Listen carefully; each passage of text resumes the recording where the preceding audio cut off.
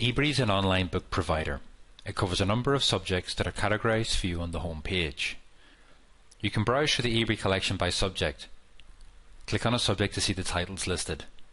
I'm going to start with a keyword search, however. So I put in a couple of keywords and click on the search button. What is happening now is that every page of every book in the collection is being searched for my keywords, which is why I get over 63,000 hits. I'm going to use one of the browse features and select two Ebrary suggested subject headings, Research and Social Sciences, to narrow down my search a little. OK, down to around 2,000, which is not great, but you can see from the titles listed that the books being returned to me might be relevant. So I'm going to take a look at one of them just to show you the inside of a book. Click on the title. First off, the book opens up in these two panels. These bars indicate how many times my keywords appear in each chapter. So you can see that the section on interviewing gets the most hits. You can also see that my keywords are highlighted in the book panel on the left.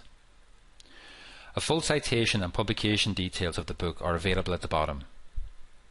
You can move through the book a chapter at a time by clicking on the links in the Contents panel. You can also move through the book by searching for keywords using the Search the Document button. The little magnifying glass at the side of the chapter is a link to the first occurrence of my keywords in that chapter. You can also move through the book a page at a time using the forward and backward arrows at the top, or go straight to a particular page by keying in the page number and clicking on Return. The plus/minus button allows you to magnify the book side of the screen. There are a number of tools you can use to interact with the book, but most of them are only available to users who have created their own Ebrary account or bookshelf, which I'll come to in a minute. One tool that can be used without an account is a copy and paste. Simply highlight the text to be copied and select Copy from the Info Tools drop-down menu. Copy the text as it appears in the pop-up window and then paste it into another application, like Word.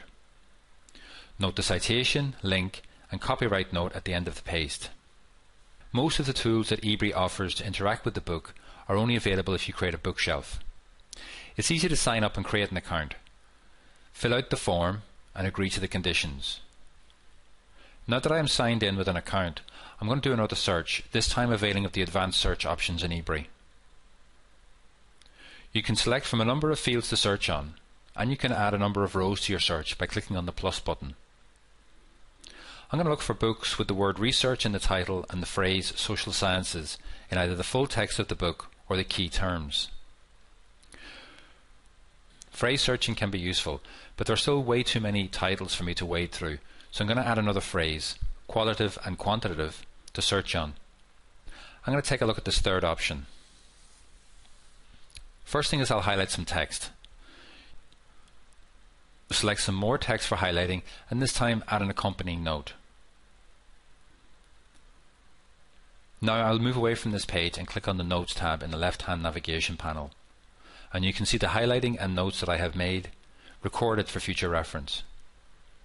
Click on them to return to the relevant page. If I click on the Bookshelf tab at the top of the screen, you can see that this book has been automatically added to my bookshelf because I highlighted it and made it some annotations. My bookshelf gives you the option to save all your preferred books in one place for easy access. You can create your own folders and organize your books accordingly. You can add any book to your bookshelf when you see the Add to My Bookshelf button, from the search results page for example. Back on the bookshelf there are now two books which I'm going to add to my newly created folder, New. Back at the annotated book, let's take a look at some downloading options. Click on Download button. So there are a number of options. First, download a chapter of up to 40 pages into a PDF document, or download a designated section of pages, 40 max, into a PDF document. You can also opt to download the whole book for a 14-day period, borrowing the book so to speak from Ebrary. It can only be viewed using the freely available Adobe Digital Editions. I'm going to download a chapter which I'll open in PDF. As you can see, it is watermarked by Ebrary to ensure that the source is acknowledged, but it can still be read and reused offline. OK, that's a quick spin through Ebrary Books Online. Please let the library staff know if you have any other queries or suggestions.